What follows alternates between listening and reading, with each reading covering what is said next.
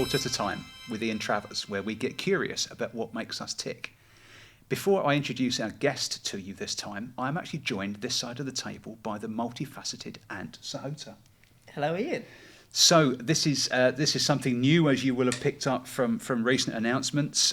So we are now co-hosting in this episode. So you're going to hear a little bit more about each of us. Absolutely, it's really exciting, and to be honest, I appreciate the opportunity to be here. So a start of something to come. And of course, if you would like to catch up with Ant's episode, you can find that as episode 31 of this podcast.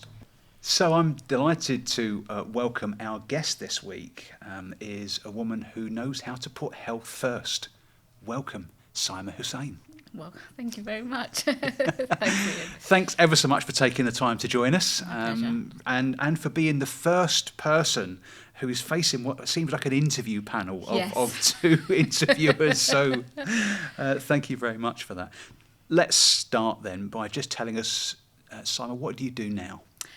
I am a personal trainer, so I work as a coach up in the city and I do a bit of online coaching, but I also like to run community projects as well. So that is basically what I do, as well as being a mum as well. So quite a lot to fill your Yes. time with. Yes. She's a busy woman. Yeah, I'm very busy. Okay, we'll get into a bit more of the projects and stuff as we go forward. But what would be really good to do is to take us on the journey, don't you think? Absolutely, yeah. I mean, I've known Saima for about 10 years, close to 10 years now, which is actually incredible. crazy to even think that we've known each other that long. But we had to get you on this podcast because you've got an incredible journey. So Thank you. It'd be lovely to know a little bit more. Thanks. So if you would, just take us back as far as you feel the need, and just tell us sort of some of the big influences that got you to where you are now. Well, growing up, I never really had any key sort of influences from specific people as such. So let's just say athletes, for example.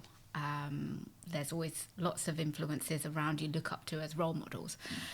But for me, there was never anyone specific in the South Asian community that I could really aspire to.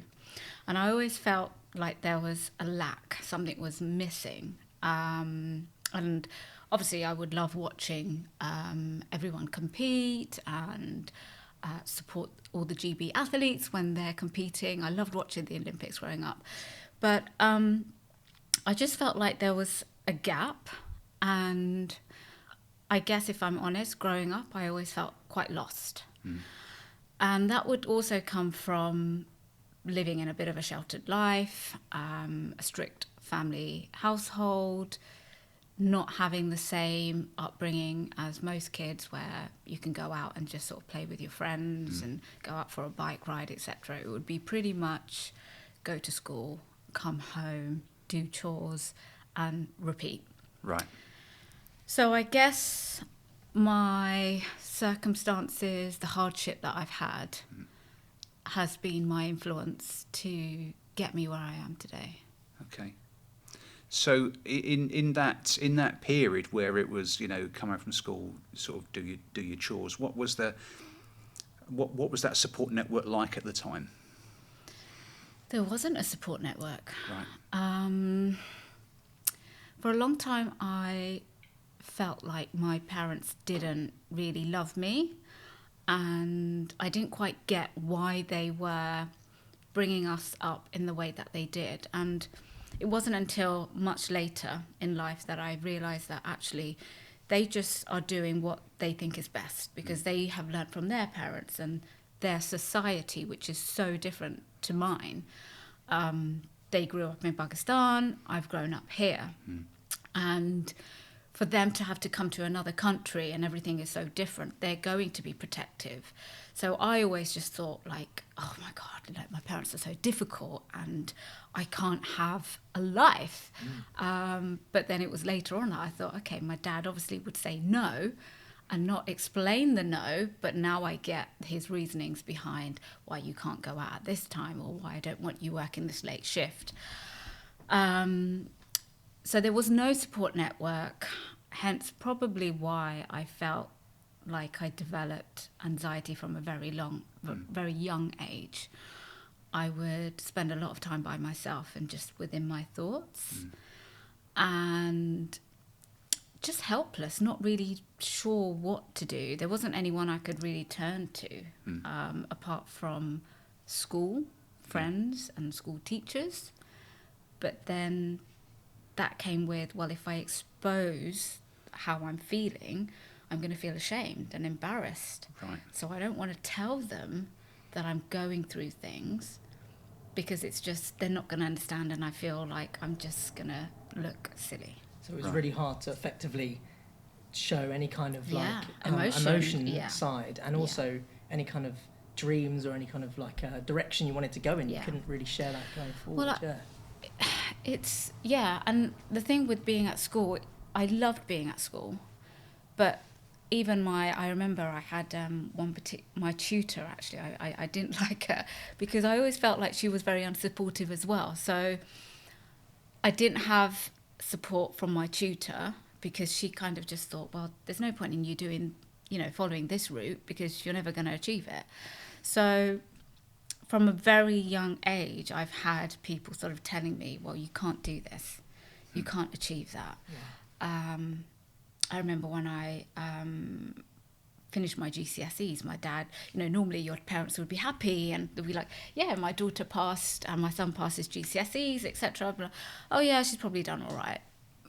Wow. Really? So that was in front of a guest that my dad had, and again it was just like I didn't quite understand, I don't get this parenting, but I kept my mouth shut and I just kind of sort of got along with it, and because that's what I kind of just knew, that was what I did at the time. And you mentioned that you kind of understand it now. What do you think? What was driving that? Why do you think that was the relationship that you had with your parents? I think it must have stemmed from the relationship that my mum and dad had with their parents, and also I didn't realise what my dad was going through at the time. So obviously he had a lot of problems with his current work. He was working for a top bank, which went into liquidation, and there was a court case coming. So I am oblivious to all the stresses he's got. So, when you're going through something like that, you're going to take things out on the closest person, on your family, on your kids, and you have to hold it together. You have to hold face. And when you're amongst people in your community as well, so in the Islamic community, then you can't show these things. You've got to uphold a certain standard, and my dad was always someone that was very quite high up in that community. So I think my dad had a lot of pressure, and at the time I didn't know that because I was just a young kid. So obviously telling us this and knowing what you've been through and how you dealt with it then, what are the key moments that you've taken to sort of bring you to the Saima that we all know now? So, what will those key moments be? I've got 3 kids, and for me, my goal with my kids has always been just be the best that I can be. And I don't want to be, as much as my parents are amazing and I love them, I don't want to parent them in the same way that I was parented. I want to set boundaries, but I want to give them freedom. I want them to experience life. So all the things that I couldn't have, I want them to have it. And all the things that I couldn't have then, I want for myself to have them. So not having the things that I didn't have, I've just made changes, adapted, and thought, you know what, I'm just going to go for it, because if I don't, then I'll never know. Yeah. Sometimes there's always been kind of cases where I've thought that and I'm like, oh, no, I'm not going to do it. I'll just wait. And then it's kind of like you get that itching kind of urge. You're like, but it's still playing in my mind. And when something just keeps on coming back to you, I just think, right, I've got to go for it. And I've got to, if I don't make the changes, no one else is going to do it. So it very much sounds like you've taken the negativity and used that as a driving force to get where you are now. Yeah. And that's been the fundamental seed like you would say, Yeah. That seed's been planted, and maybe it was a negative one, Yeah. but you've still grown, and you've learnt from it, and you're using it to give you more life and new growth. Yeah. I say. I've always known that there is more out there. So I got married when I was very young, and I remember this one particular night. It was January 31st, and it was the first time that we had moved into a new flat. And I just remember sort of looking out the window thinking, I want more. I don't want to be stuck in this situation. There is this massive world outside. There are people traveling, there are people exploring. I might not get to do as much as other people, but I want more. And I've just got to somehow make changes. And that's just stuck with me. Yeah. So to go from that, where did you make that decision to go towards being a personal trainer? You know, what was, because that's a significant step.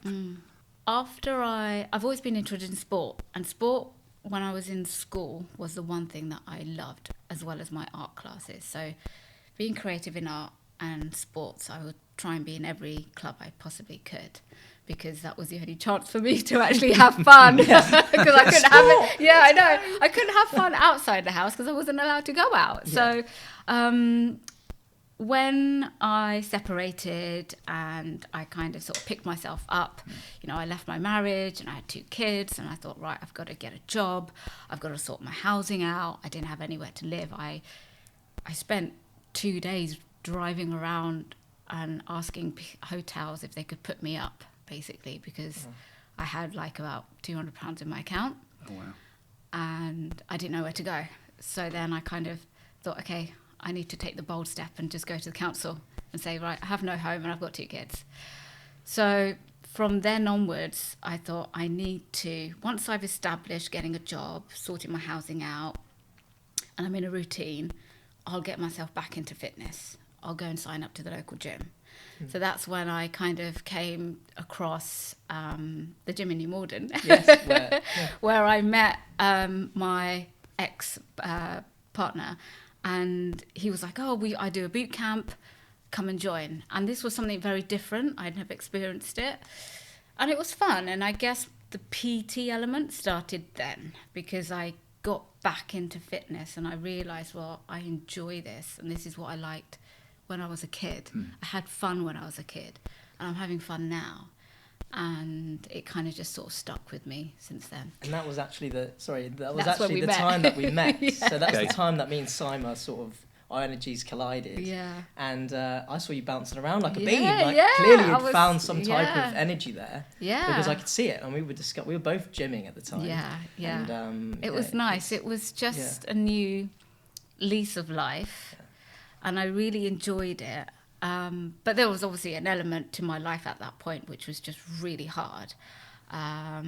So it was kind of like I was in this weird state of, I loved this fitness element, but I'm emotionally drained and I'm not happy. And it took me 3 years to kind of sort of get out of that kind of relationship and that phase, to just then think, I'm actually really good at this and I'm going to continue it.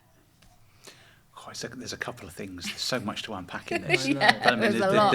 there's 2 things there that you've said. I'll say them there so that I don't forget them. But you mentioned this thing about having fun. It's a word that we don't use very often. No. Because it's all very grown up and we're not supposed to have fun. So we'll come back to the fun piece. But the other one where you said the words, I'm good at this. And that's another thing which we don't often say to ourselves. Yeah, true. Yeah. So having decided you were good at this, what happened next? So when that happened, I had come out of a relationship, and I thought, and up until that point, I was helping teach boot camps. So I sat down and I was like looking for jobs, and I'm thinking, God, I can't really apply for anything because I'm still studying. I'm still doing my level 2, so no one's going to give me a job. So I came across this advert for teaching boot camps, and I just thought, you know what, give it a go. Applied for it, contacted them, and I said, look, I'm currently doing my level 2, but I really want to apply. Can I audition? Prepped myself. They said, yeah, come along. I wrote a plan down, got my cones and everything, and went up and did an audition. And I had everything mapped out for a 15-minute workout. 5 minutes in, they're like, right, next. I was like, no. I was like, what? I was like, no, I haven't got the job. And I was like, oh my God, I'm like, what am I going to do? So I sat there waiting, and the gentleman that was running the audition, Bourne, who I'm still very good friends with, he came up to me, goes, right, you got it. And I'm like, what? No way. But I only did a 5. He goes, no, I've seen everything I need to see. And so they were like, right, just wait till you get your level 2. I hurried up, I got that done. And then I just thought, I'm doing this. I'm going to do it on my own. Fantastic. I will, if I need to look up anything, I'll research it. I'll YouTube it. I'll Google it. I don't care. And my first class that I taught, I had 18 people that came. And I was like, oh my God, this is it. So I was excited. I thought, okay, this is a new class. Nobody knows me. It's in a new park. I'm away from where I used to do it before. So this is my chance to actually create something. And this will be my community. And it was just a fresh start. And luckily, the community that I had were just wonderful, and it just grew and grew. And it gave me peace of mind that actually everything that I was doing up until that point, even though I was put down and I didn't believe in myself, actually that was just nonsense, because I was with the wrong people. Right. I was with people that didn't support me, that didn't believe in me, or didn't like me and tried to dim my light. So, And that's more about them than you. yes. Yeah. And there's been lots of learning throughout my journey of being with the right people and not with the right people. That has a huge impact on your mental health and your growth, and your confidence. So I just started doing boot camps, and then I thought, right, let's get my level 3 done. I started working at a local gym. It really sounds like you found your purpose. Yeah, in that fire. yeah, and I like did. The fire started to grow, you know. Yeah. It's like going through everything you went through when you were younger and not having that support system to kind of believing in yourself and realising that self-belief can take you places. Yeah. And like, you know, that is part of what we always talk Yeah, about yeah. off air is Yeah. because like a lot of people don't have that self-belief, and it's like you have to have that fire and that confidence in yourself to move forward and pick yourself up in those bad times. And it's amazing, really, that you found that small little piece inside of you just to pick yourself up and to. It's do funny what you have because to do. even though I did, and I was enjoying it and I was growing, I didn't still at that time believe in myself. Oh, you didn't? No. So you must have, though, just a tiny bit, just to give you that. I guess I must have, because Yeah. I kept going. But at the time also it was a case of, well, I need to do this as work, because if I don't work, I'm not going to have any money coming in. I'm not going to pay the bills. So there was a secondary purpose driving you, which was so that was the second. Yeah. So if I'm honest, I haven't actually. It's taken me a long time, and it's not until the last 2 years and this point to where I've got to now that I've actually felt proud of myself. And I think it's this point where I've actually started believing in myself. And so you should, because I mean, I've known you for close to 10 years, and your journey to this point has been, and I say that to you every time I see you, and it's the truth. Like, you know, you should be very proud of where you've got to and how you've got to it, considering what you've been through. And one of the most amazing facts is the fact that you try to empower other people doing that. Yeah, on social media. You took the step. I remember the step that you took on social media to go, you know what? I'm going to speak out about my experiences, and I'm going to try and connect and relate to people. And you do that now, and you do that with success. Yeah. You know, and you should be immensely proud of what you've done, and and immensely proud of how your children have been, and how they are like her children and her family. It's beautiful. I mean, I am just thinking about, you know, your children don't know what a great mum they've got, Oh, do thank they? you. You know, Thank no, you. it's you. I mean, you ooze your passion on this as well. Yeah, it's great. How do your clients benefit from this? Because, they're working with someone who's had a very driven journey to get you where you are. How do they? What do you think they see? Good question. I don't know.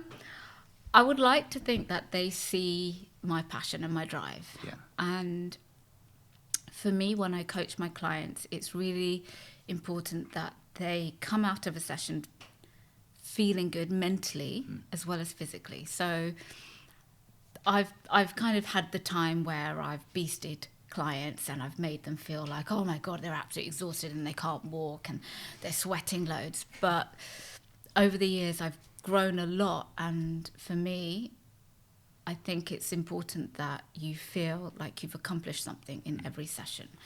Even if you're having a bad day and you rock up and you only have 40% to give, that 40% is your 100% for that day.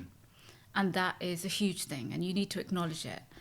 So for me, I want my clients to be feeling like they're acknowledged, that they are aware that I see their progress, no matter how much they can give on that day.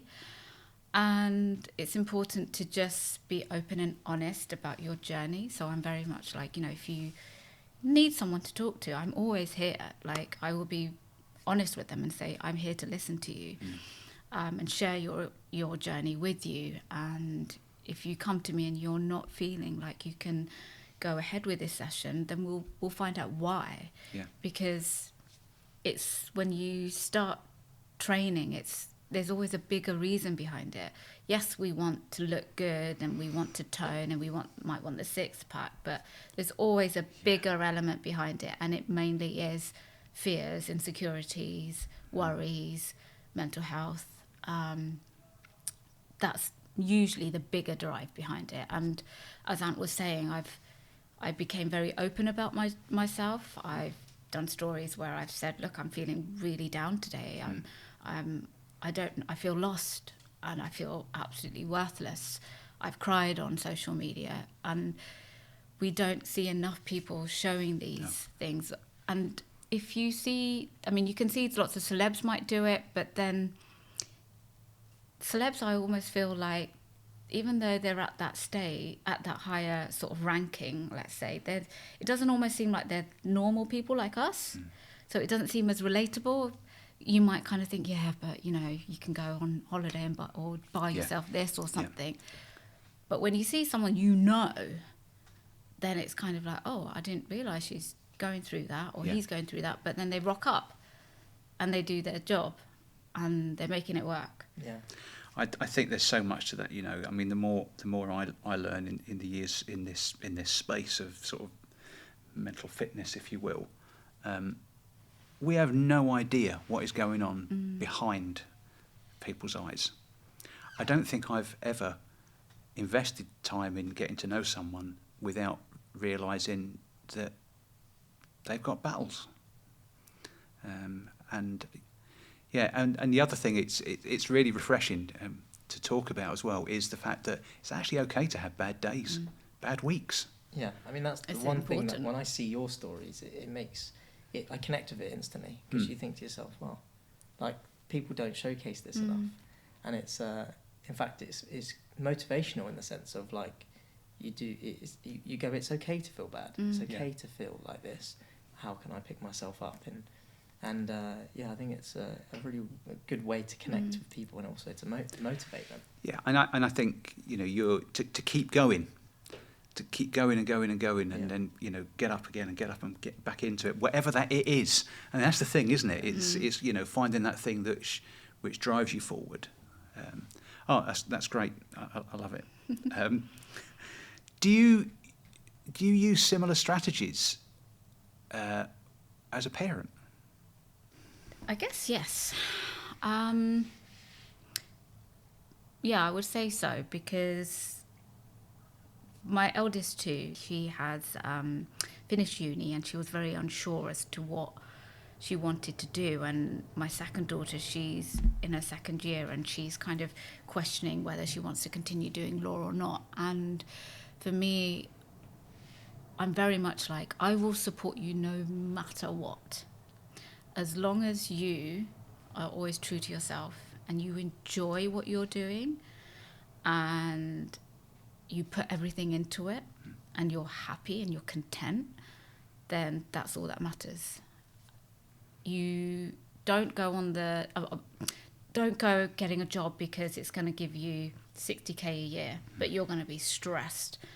You're much better off having a job where you earn half that money, but if you can have peaceful life, if you can enjoy yourself, if you have good mental health and you work on your mental health, then that's more beneficial to you in the long run. I don't want to put pressures on my kids, but I always want them to go and follow their heart. So my youngest boy, he's actually into Formula One a lot. Really? And he does sometimes say like, oh, Mum, do you think it's too late for me? And I'm like, it's never too late. Never too late. Never too late. You can start whenever you want. I'm here to help you as much as I can. Like, whatever your dream is, just go and pursue it. Because if you don't, then you're just going to sit back and think, well, why didn't I do it? There's a great guy I was chatting to with him and his mum last week, a guy called Joss.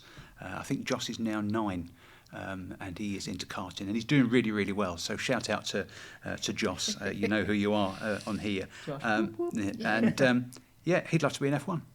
Wow. So why not? Mm-hmm. You Exactly. know, why not? Exactly. Why not follow that? With Noah, I said, when he started getting into F1, I thought, okay, let me take him down to Mercedes-Benz World. It's just down the road.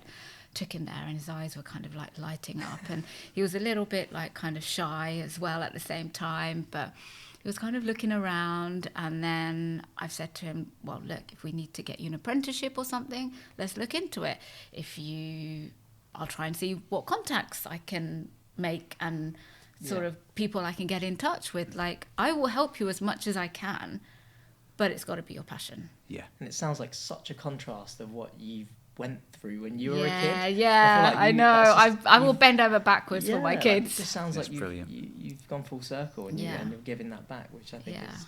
I think they can't ask for more. And I got to go back to that word about fun again. I think it's, you clearly are having fun. I mean, that's not that every day's fun, right? You know, because we again, this thing, life has ups and downs and challenges and not, but it's so important, isn't it, to have fun. And I know, I'm sure people listening to this sometimes, we're hearing us talk about fun, we're thinking, you're not living in the real world, it's really hard out here.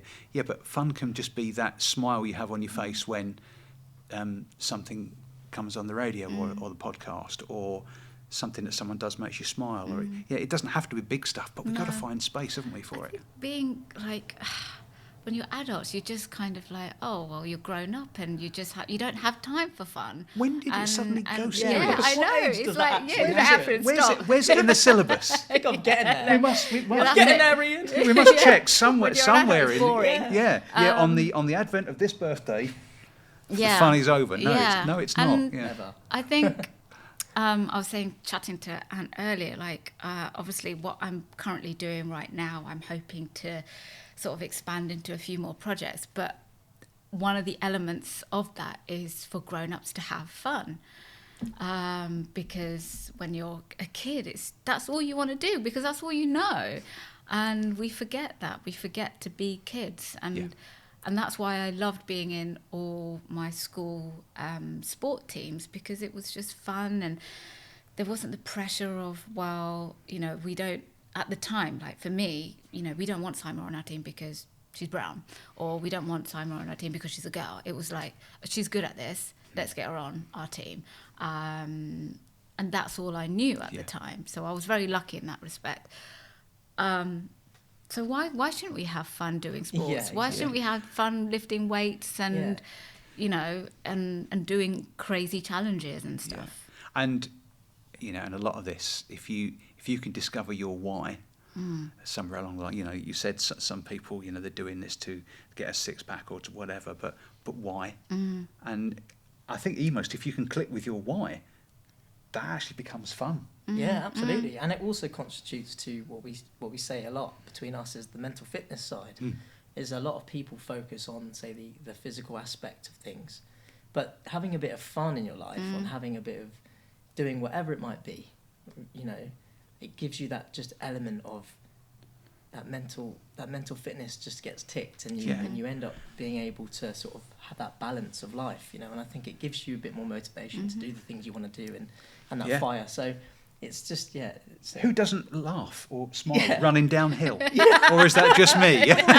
I think that's just you. Or uphill, should we say? Like, uphill, I mean, Ian, when we went up the top of that. Yeah, You know? We're good at hills, right? We are good We're at good hills. at hills. Yeah. Well, we could go on and on. I'm gonna have to start drawing it to its end. I've got a couple of questions which we like to ask as part of this.